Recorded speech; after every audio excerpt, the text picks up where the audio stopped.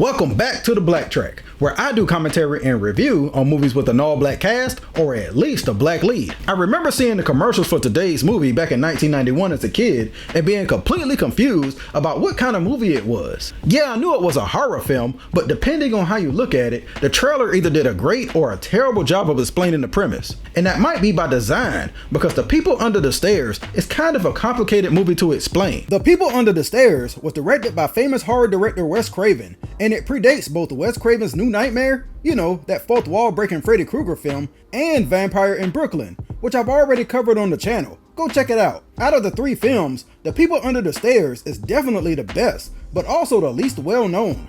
I think what hurt the longevity of the film was the fact that there is no real central villain. Wes Craven's movies were known for creating characters that became pop culture icons, like Freddy, Ghostface, Those People from the Hills Have Eyes, Shocker, Maximilian. Hey, they may not all be winners, but you can point to them and associate them with their films. The People Under the Stairs has no such iconic character that you can sell the film with, so instead, it appears to have been marketed as a haunted house zombie film, which I think did a disservice to its actual story. The title itself is clever, but also vague as vague can get.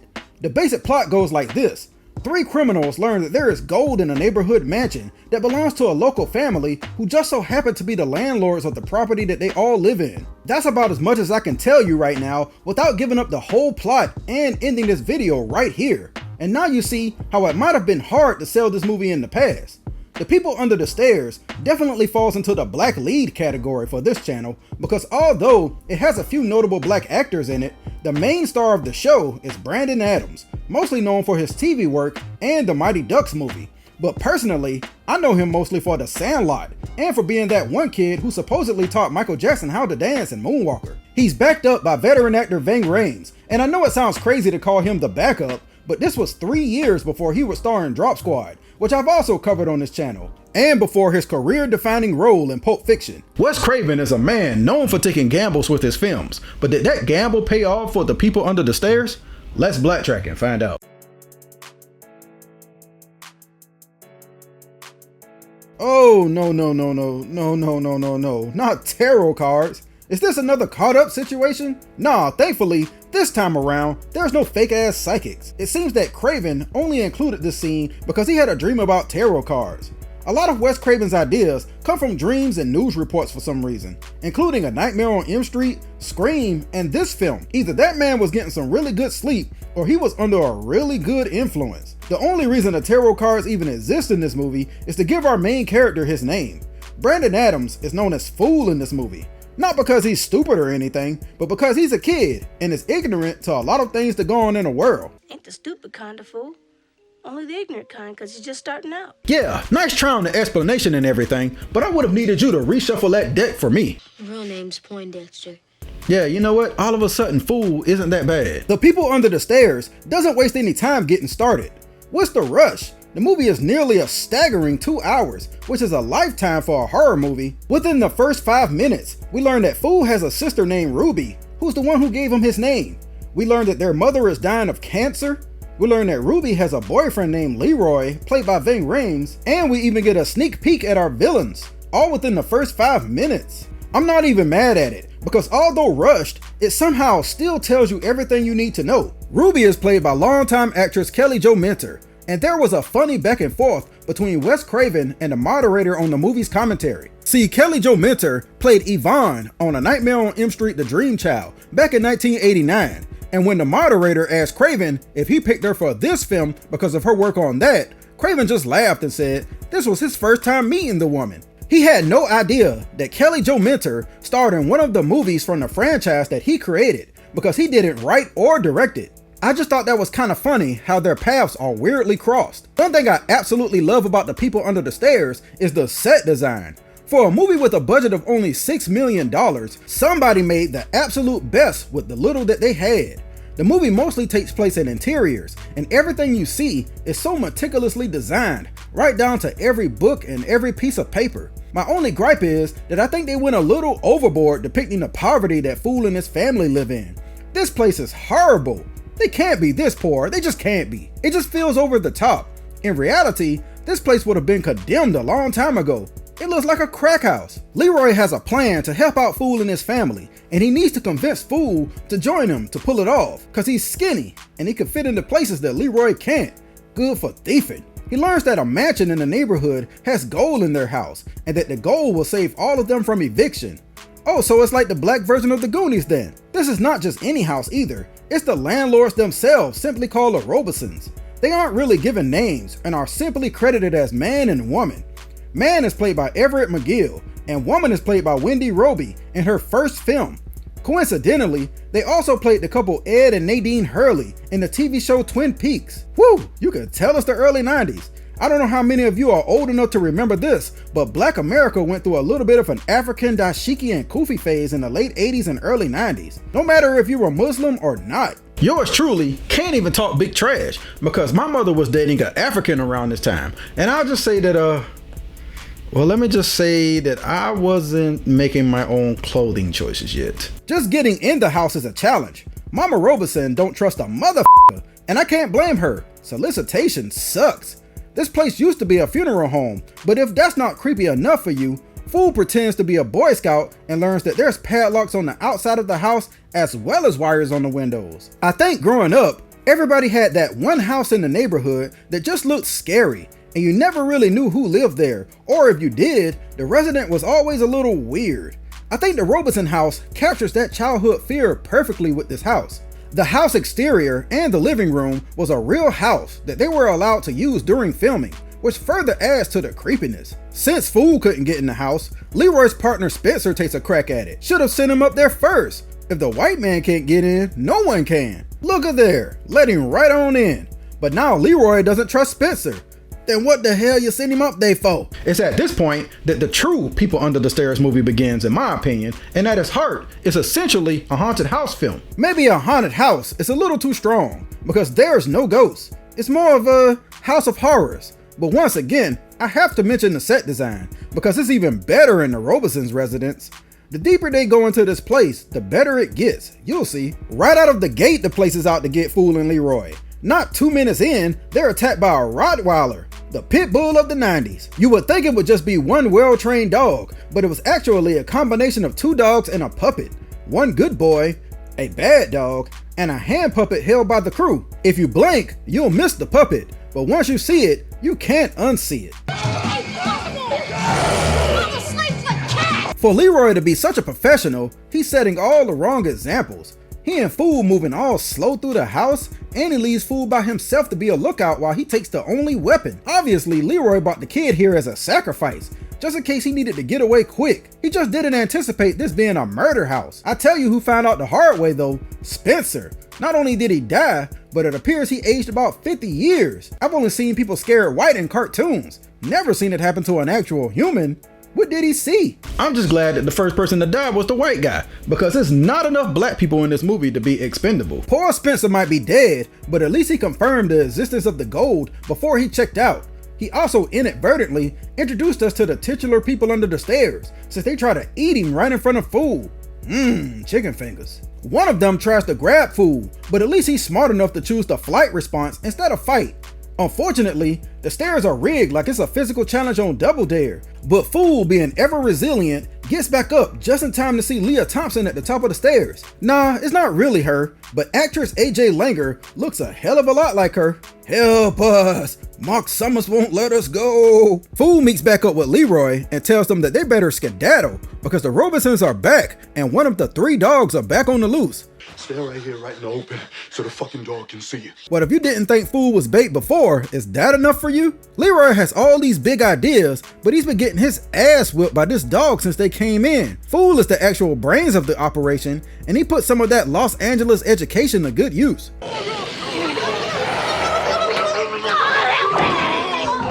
Hey, the neighborhood might be trash, but the school's got to be top of the line, because I didn't know anything about electrical grounding at his age. The puppet dog gets me every time. The Robesons' favorite artist must be Akon, because they push a button that has Leroy and Fool locked up, which seems a little redundant, seeing as they couldn't break the glass when they tried in the first place.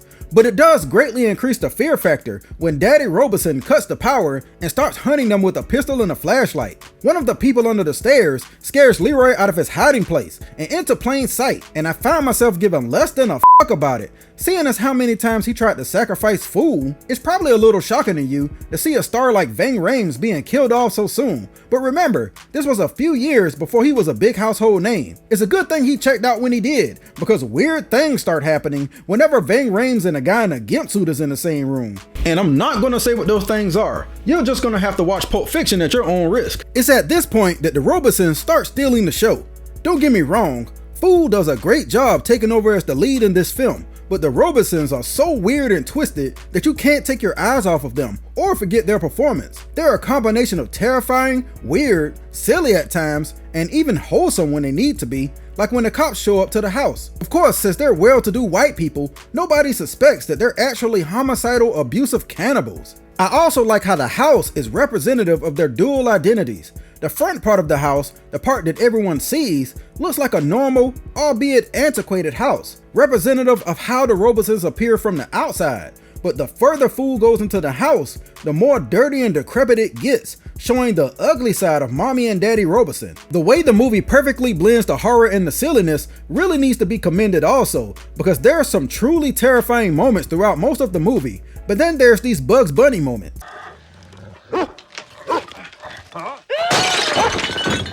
It doesn't take you out of it though, because the people under the stairs doesn't overdo it. Wouldn't you know it, the Robesons actually have a daughter named Alice, and she attempts to help Fool escape during certain points in the film. It's the same girl who Fool saw earlier in the basement, and she's not treated well. The Robesons push a lot of religion on her and outright abuse her. One of the more famous scenes is when Mama Robeson forces her into a steaming hot bath, not just to wash away the blood they made her clean up, but also her sins and the stench of being next to a black boy. There are some subtle racial undertones that exist in this film, but I'm glad Wes Craven didn't make it as overt as it could have been, which I think makes it better. For a movie called The People Under the Stairs, you may have noticed that I've barely brought them up. That's because they aren't shown much, and when they are, they're usually in the shadows. At first they look like zombies, which wouldn't be too crazy since this is a horror movie, but it's revealed in an exposition dump by Atlas that the people under the stairs are actually failed attempts at having children by the Robesons. Now, when I say attempts, I don't mean they had them themselves, you know, the old-fashioned way, the biblical way. Nah, they stole these kids and tried to force them to obey their rules of see no evil, hear no evil, speak no evil. When they break these rules, they get tossed into the basement and forced to turn to cannibalism. Alice survives by never breaking these rules. So in kind of a clever twist, the movie leads you to believe that the people under the stairs were the villains, but in reality, they're actually the victims. Wes Craven has said that the house is supposed to represent society, with the people under the stairs being the permanent underclass, who are vilified, while the Robesons represent the literal upstairs upper class, who oppress them when they don't obey the rules and throw them scraps just to keep them going and to shut them up. It mirrors what's happening outside of the house, and is one of the most clever hooks I've ever seen in a horror film. And now you can kind of see why this was an impossible movie to market, because how can you tell people that without revealing the entire story? One of the people under the stairs got promoted to one of the people in the walls because the Robesons got roaches. Not real roaches. Well, they probably got those too, looking at the state of this place. But this roach is another failed child who ran his mouth too much, and as a result, he's the smartest of all the people under the stairs though, because he evades capture by hiding in the walls. Since the house is so big, there's all kinds of clever hiding spots and traps he can use, and it gives the movie kind of a funhouse and childlike fantasy vibe that originally attracted me to it. He spent the entire movie trying to help Fool and Leroy, but because he can't speak no evil, he actually ends up making things worse. Roach is played by Sean Whalen in his first film, and he did fantastic. Raid ain't gonna cut it with this kind of infestation. You gotta break out the big guns. Daddy Robeson manages to wound Roach in one of the movie's few jump scares and hard to watch moments.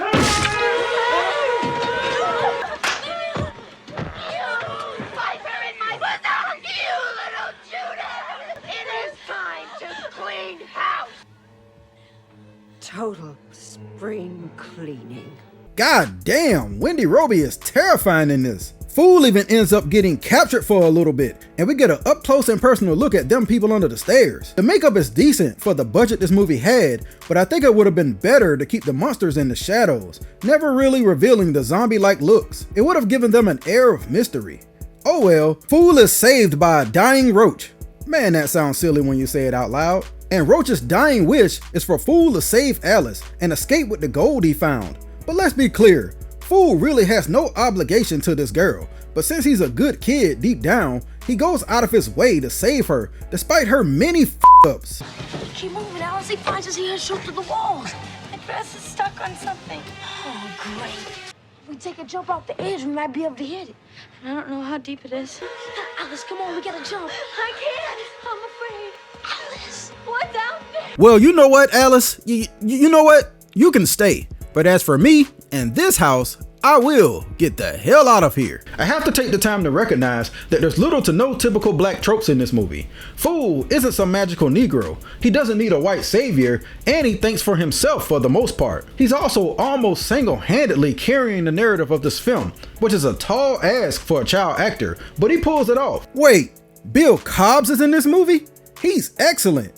But his greatness is a little bit wasted here, because they just needed somebody with a serious old man voice to give us backstory. It's Bill Cobbs though, so I refuse to criticize it. He tells Fool that plot twist, the Robesons are actually brother and sister, and the last surviving members of a long line of crazy Robesons, who got rich selling cheap coffins and buying up all the real estate. Also, Alice is not their real daughter. Thank God. This reveal doesn't attempt to normalize them at all, and actually makes everything you've seen up to now even creepier. Despite Bill Cobbs revealing a whole bunch at once, you end up with way more questions than answers, and I'm happy that the movie leaves everything up to interpretation. Now with Fool finally escaping and going home, you would think that the movie would just end with an unhappy ending or something. I mean, Fool has the money he needs to save his moms and pay the rent, but there's still 30 minutes left in the movie, and it takes quite the risk by having Fool go back to save the white woman, because he made a promise. Make no mistake, the first half of the movie is the stronger half, but that does not mean that the last 30 minutes has no merits, because it's entertaining on its own right, despite having a little bit of a tonal shift. All of a sudden, it's like Home Alone in reverse, with Fool and the rest of the neighborhood trapping the Robesons in their own home and empowering Alice and the people under the stairs to fight back. I like it because they didn't decide to just have the Robesons go down without a fight just because they're outnumbered. What are you gonna do? Shoot us all? You do. No!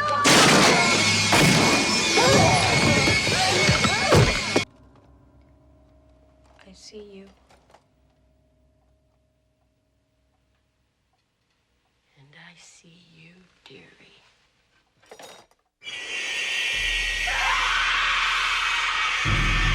It's a damn shame that horror movies don't get any recognition, because I would have put Wendy Roby's performance here over anybody who won an Academy Award that year. Look how 1 minute she's nearly crying because she doesn't really want to do it, and then the next she's overcome with insanity. This is underrated stuff. In the end, they gotta die though, and Sister Robeson is eaten by her own children, while Brother Robeson is blown to pieces by Fool. Ah, a fool and his money. The movie ends with the Robeson house making it rain on all the neighborhood people, with the people under the stairs finally escaping into the middle class, I guess? But wait a minute, I'm curious. Who actually did win Best Actress the following year? Jodie Foster for Silence of the Lambs? Okay, yeah, Wendy Roby is good, but she wasn't that good. Let's get to the grade.